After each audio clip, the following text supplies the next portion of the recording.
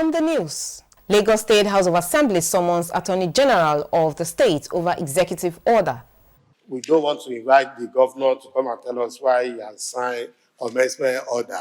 Plateau State House of Assembly gets new speaker. One thing I can assure you, Your Excellency, is a simple fact that we are going to work together. Good evening and welcome to NTA Parliamentary News. I am Ene Ojonugba. The House of Representatives has called for urgent intervention to secure lives and property of Nigerians subjected to terrorist attacks in Adamawa and Zamfara states. Sequel to a motion of urgent national importance, lawmakers at Thursday's plenary lamented the lack of adequate security presence in Madagali local government area of Adamawa state, leading to sustained attacks on residents. Note with deep pain and national concern that just yesterday, the communities of Dar and Pambula in Madagali area were attacked by unknown gunmen, resulting in gruesome killing of at least 5 people and kidnapping of an unknown number of people that went to their farm and couldn't come back home. Further note that this horrific attack followed a pattern of repeated violence, terror, and lawlessness inflicted on my people, who have now been forced to flee their homes in fear. The people of Gumi and Bukuim local government areas of Zamfara State are currently at the mercy of bandits due to non-intervention by security forces. Believe that urgent intervention by security forces is needed to restore hope to the people of Gumi and Bukuim local government areas of Zamfara State. I want to add that we urge all security agencies to adapt, and deploy technology as a way of gathering intelligence. If it's happening here, it's happening there, we don't have enough men to send. If we deploy technology to gather intelligence, I think and I believe that it would help us. In another resolution, the House sought humanitarian assistance for communities affected by devastating windstorm in Igbagi Federal Constituency in Kaduna State. The storm took more than 5 lives, left more than 20 persons hospitalized, damaged more than 65 electric poles with line cables, properties worth more than 850 naira destroyed, and several people displaced. Nigeria is collaborating with other African countries to address critical issues bordering on reparation and repatriation of African culture, human and economic heritage. This was brought to the fore at an engagement by the Senate Committee on Reparation and Repatriation with African ambassadors in Nigeria. National Assembly correspondent Isa Mohammed reports. This is the first time the National Assembly is engaging the diplomats in Nigeria to discuss historical and systemic injustice faced by Africans. President of the Senate, represented by Senate Chief Whip Muhammad Tahiru Mangonu, said the consultation is not only a significant step towards addressing the issue at hand, but also helps to promote cultural preservation, economic growth, and social cohesion. We cannot rewrite history, but justice is done through restitution, restoration, and reconciliation. African Union Summit marked a pivotal moment, affirming that reparation is no longer a fringe discourse, but now central to Africa's collective agenda for justice, recognition, and transformation. Wish you strength as you take on these important issues. It will be good to have this dialogue with the diplomatic corps, the African diplomatic corps. But more than that, I think you should reach out to your colleagues in the other 54 African countries to dialogue with them on these issues. And also the diaspora. How can we engage media? Nigeria, very rich, wealthy with creative economy, the creative sector. How can they tell these stories and sell these stories? So it's a whole economy with a lot of value chains. So how ready are we to make sure that we don't just bring these things, but they come to improve our livelihoods? The committee noted that the era of slavery, colonialism, and continued exploitation had profound impacts on Africans' development, a critical issue that has been overlooked for a period. From the National Assembly, Isa Muhammad, NTA News. Motorists plying Abuja-Kaduna-Kano Highway will soon have a cause to smile barely a month after taking over the construction of the dual carriageway by a new contractor with quality and durability assured. National Assembly correspondent Isa Mohammed reports that the assurance came when the Joint Committee paid an unscheduled visit to the project.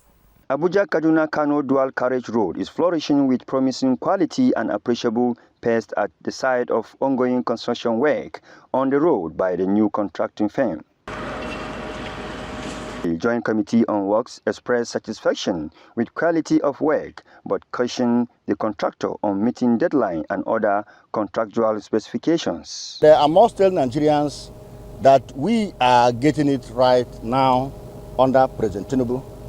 This road, if constructed, successive governments will not come again to do. It is on record that asphalt roads normally fail within 10 to 20 years. We are checking the actual thickness and the quality of the job. So far, so good for the contractor, and we want to reiterate our commitment towards the schedule.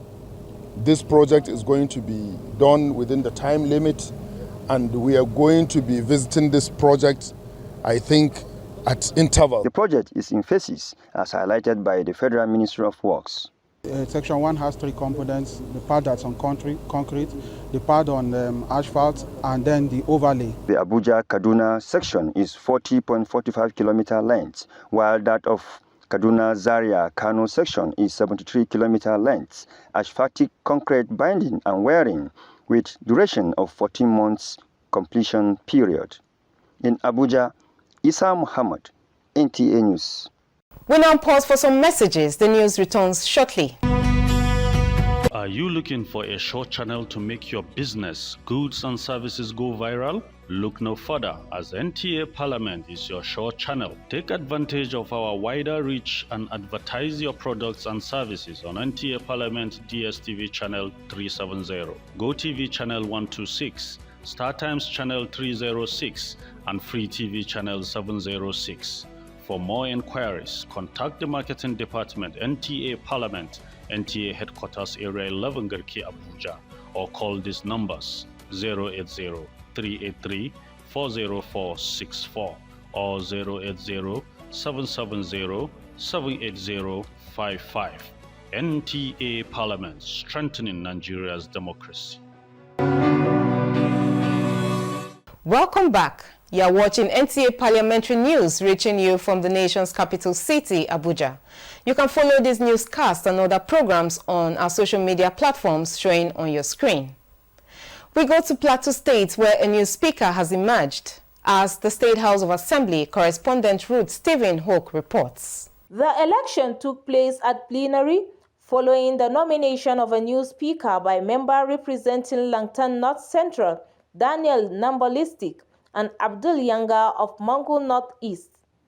Shortly after his election as the new Speaker of the 10th Assembly, Nanlong Daniel paid a visit to Governor Caleb Mufwang, who congratulated him on his election, urging him to ensure that he steers the affairs of the legislature in the positive direction. For the immediate past Speaker, the governor applauded his dogged resolutions in enacting laws that are beneficial to the state. It is a weight that has been placed on your shoulders, a weight to ensure that Plateau State is governed well. I want you to know that this is a privilege that your colleagues have given you. You are equal with every member. It's just that they have told you, you provide us with leadership. My first admonition to you is that they must see humility in everything you do. The new speaker, Nanlong Daniel, promised to work with everyone in ensuring that Plateau State House of Assembly attains enviable heights. One thing I can assure you, Your Excellency, is a simple fact that we are going to work together. All of us will put our strength, our energy to ensure that we identify with your policy and program. anytime, any day you need the House of Assembly, we will be at your beck and call. The former Speaker, Gabriel Dewan, appreciates the governor for the opportunity given him and the support he enjoyed from his colleagues, pledging his loyalty and support at all times. In order to respect the gentleman agreement in power sharing of Plateau State, I came after stabilizing the House. I felt it's necessary to step aside to give Plateau State the better political sharing formula where the governor, the deputy governor, and the speaker should come from the 3 different senatorial districts. It is on that basis that I decided to resign on my own. In Jos, Ruth Stephen Hockey, NTA News. Similarly, the Speaker, Akwa Ibom State House of Assembly, Udeme Otong, has appointed the member representing Umbo State constituency, Effiong Johnson, as the acting House leader, pending when the APC leadership will send a nominee to replace Sunday Johnny, who is now minority PDP member in the House. This is sequel to the official announcement of the defection of 24 members to the All Progressives Congress, APC, by the Speaker, Udeme Otong. The activities of the House started as usual, where the House leader and member representing Ona State constituency, Sunday Johnny, took off his duty by calling on the first 3 items on the order paper of the House. The House thereafter witnessed arguments when the Speaker announced that the House leader should resign from his previous position since he is now a minority PDP member in the House. The House leader shall be a member nominated from the party with the highest number of members. As it stands today, the House leader is in the minority. On that note, let the Chief Whip act until further notice. The Speaker has today, except you and the Deputy Speaker, none of them are qualified to answer the name Chief Whip, leader, or anything, because our party, the All Progressive Congress, don't send any other name to this House. They should remain in their honor until the name is so sent. In the absence of the majority leader, to follow the business of the House, the only person that has the capacity to further step into that shoes is the deputy majority leader. And we have it explicitly. I want to believe, Mr. Speaker, that if you are a student of law, as you are always, I want to believe that the deputy leader is well seated, can competently conduct the affairs of the House for taking concern when a new leader will emerge. The Chief Whip shall be a member nominated from the party with the highest number of votes. Nominated from the party with the highest number of votes. Referring to members, not from the party we were elected. Exactly, sir. Is referring to members from majority political parties who are in this House. After much deliberations, the Speaker appointed Chief Whip of the House and member representing Umbo State constituency, Effiong Johnson, as the acting House leader until a new House leader is nominated by the APC leadership. Meanwhile, the Akwa Ibom State House of Assembly has urged the chairman of Ikono local government area to build a cordial relationship with the legislative arm of government in the area. This is sequel to a report of the House Committee on Local Government and Chieftaincy Affairs presented by the chairman of the committee, Mfon Ido, where 11 councillors on 6 May 2025 wrote a petition to the House of gross conduct against the chairman. Nsika Okon, NTA News. Meanwhile, the Lagos State House of Assembly has raised concerns over an executive order by Governor Babajide Sanwo-Olu seeking to delay the implementation of the Local Government Administration Law 2025 he assented to on May 7th this year. This followed a letter sent by the Solicitor General of the state to inform the legislators about the intention of the governor on the Local Government Administration Law 2025 in Lagos. Musa Toiliat has the details. The Local Government Administration Bill 2025, passed by Lagos lawmakers, received the assent of the governor on May 7, 2025. With less than 2 weeks before the local government election, the House of Assembly received a letter from the State Solicitor General stating that the Local Government Administration Law 2025 should not come into effect until August 4 this year. The provisions of the law cited in your correspondence, namely sections 27.5, 28.1, 28.2, and 28.4, shall not come into effect until the aforementioned said appointed date. The letter titled Lagos State Government Commencement Order Local Government Administration Law 2025 elicited reactions from the legislators. Chairman Committee on Local Government and Chieftaincy Affairs described the message as an attempt to undermine the integrity of the assembly. The Constitution provides for executive order, but it does not allow it to vary or to reduce the law. The law is more superior to executive order.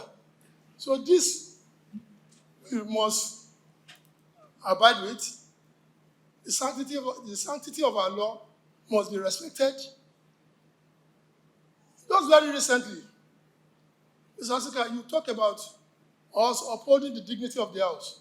Others wondered why a law that has been made public by the assent of the governor will be deferred by a commencement order. This law is already made public. So how does the government look?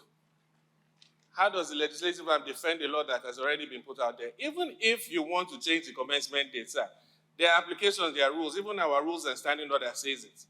You have to come back. It's a legislative process. If you have issues, you have to come back to the House, and then the House will now look at amending. By repealing, then we can amend and then push it out again. But giving an executive order, to me, it seems a bit out of place. The day the governor assented to this law, it has become law of the state.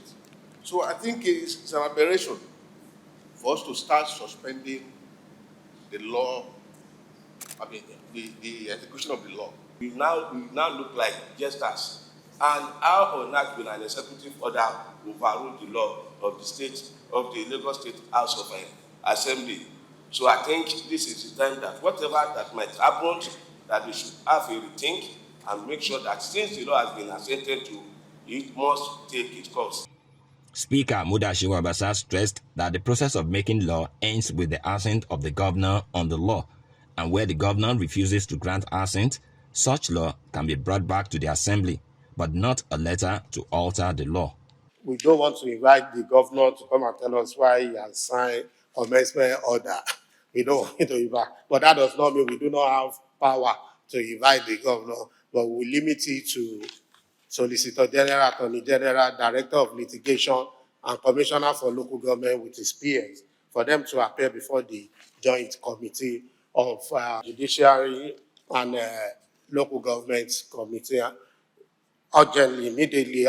In a related development, the House of Assembly has summoned key officials from Otoawori Local Council Development Area over a leadership crisis following the death of the council's substantive chairman, Musbau Adekunle Ashafa, and the refusal of the vice chairman to be sworn in as substantive chairman. According to a letter sent to stakeholders in Otoawori LCDA and read by the clerk of the House at the plenary, the council's vice chairman, Karim Abiodun, declined to step in as acting chairman, citing his interest in contesting the forthcoming local government election, scheduled for July 12, 2025. If he does not want to be sworn in, he should resign immediately and allow the other person so he can face his coming election. If he continues to spend council fund, incurring expenditure without being sworn in as the chairman of the local government, then he should realize that he is in trouble. So, Mr. Clark, kindly direct letter informing the governor and commissioner for local government, and at the same time inviting the council manager, the council legal officer, and the treasurer, including the local government service commission, I suppose the chairman, to appear before the Committee on Local Government Administration. Thereafter, the Lagos State Geographic Information Service Bill 2023 was read for the third time, and the Speaker directed the Clerk of the House to forward a clean copy to Mr. Governor for his assent. In Lagos, Musa Toliat, NTA News. The Zamfara State House of Assembly has called on the state government to direct the Ministries of Security and Home Affairs, as well as Agriculture, to ensure that no farmer plants tall crops within 100 meters of any federal or state road across the state. The resolution was passed following a joint motion presented by Bello Mohammed Mazawaji, Rilwanu Marafa and Mustafa Usman, representing the constituencies of Safi East, Shinkafi and Anka respectively. Correspondent Bello Sani completes the reports.